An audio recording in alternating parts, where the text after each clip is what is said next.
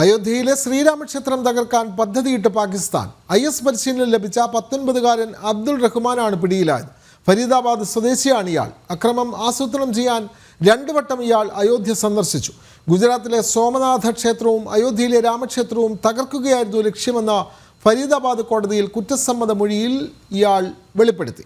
ഗുജറാത്ത് ATSഉം ഫരീദാബാദ് STFും സംയുക്തമായാണ് ഭീകരനെ പിടികൂടിയത്. അബ്ദുൾ റഹ്മാനെ കോടതി 10 ദിവസത്തെ പോലീസ് കസ്റ്റഡിയിൽ വിട്ടു. വിവരങ്ങളുമായി ഗൗതം ആനന്ദനാരായണൻ ചേരുന്നു.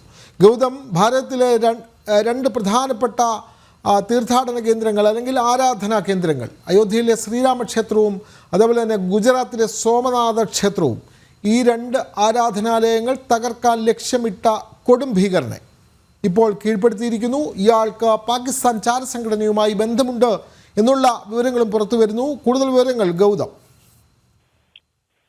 വിനോദ്, ഡൽഹിയോട് ചേർന്ന് കിടക്കുന്ന ഹരിയാനയിലെ ഫരീദാബാദിൽ നിന്നാണ് ഈ അബ്ദുൾ റഹ്മാൻ എന്ന കൊടും ഭീകരനെ കഴിഞ്ഞ ദിവസം ഗുജറാത്ത് ATSഉം ഹരിയാന സ്പെഷ്യൽ ടാസ്ക് ഫോഴ്സും ചേർന്ന് നടത്തിയ ഓപ്പറേഷനിലൂടെ പിടികൂടിയത്.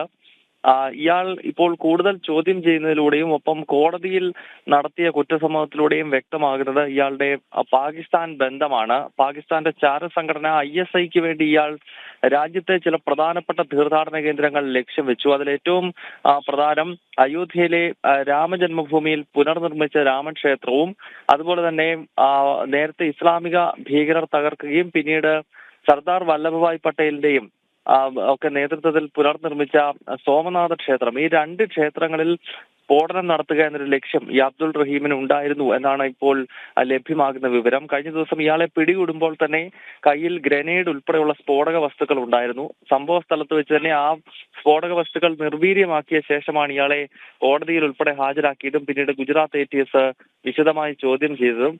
ഏതായാലും അയോധ്യയാണ് പ്രധാനമായി ഇയാൾ ലക്ഷ്യമിട്ടത്.